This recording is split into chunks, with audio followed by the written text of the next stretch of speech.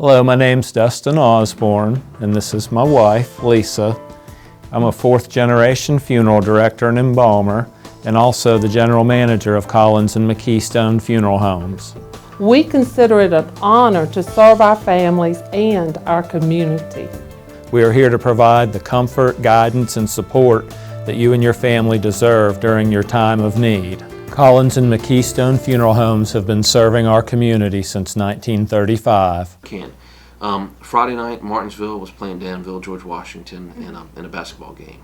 It's an important game to both teams, and unfortunately during the game, about 4 or 5 minutes towards the end of the game, Martinsville player pushed a Danville player, and I don't know exactly what happened, but there was some pushing, and then I think it turned into a punch.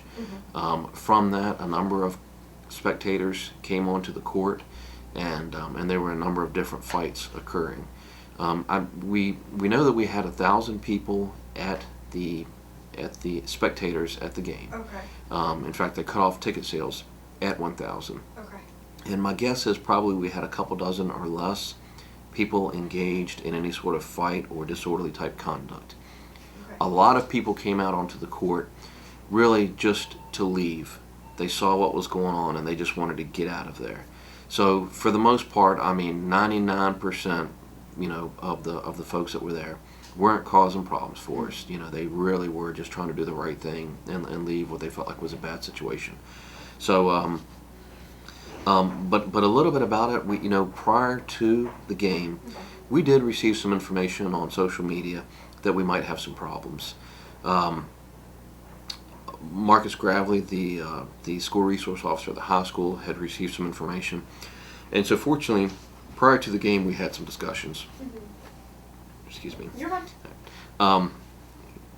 So prior to the game, we did have some discussions, and we decided that it would probably be best, rather than having the 4 to 6 officers that we typically have prior to the game, we felt like it would be better to probably have more, and we ended up having 10.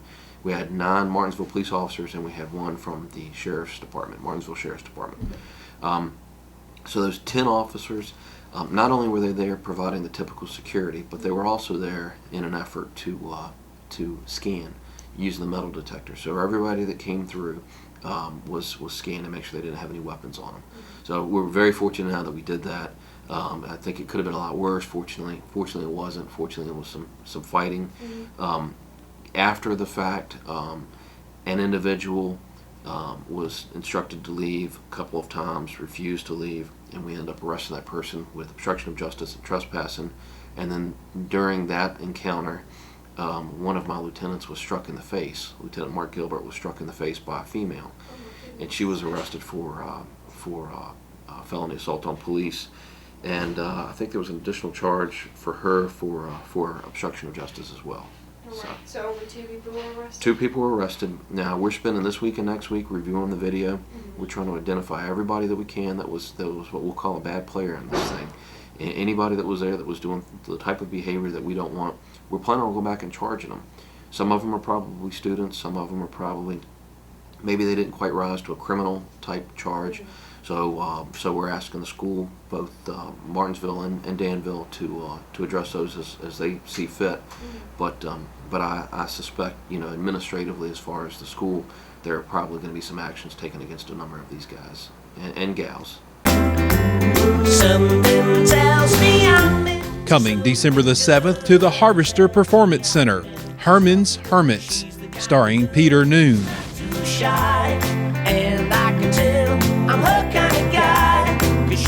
Purchase your tickets online to see your favorite bands. The Harvester Performance Center in Rocky Mount has an exceptional lineup of music. Purchase your tickets online at harvester-music.com or call 540-GUITARS.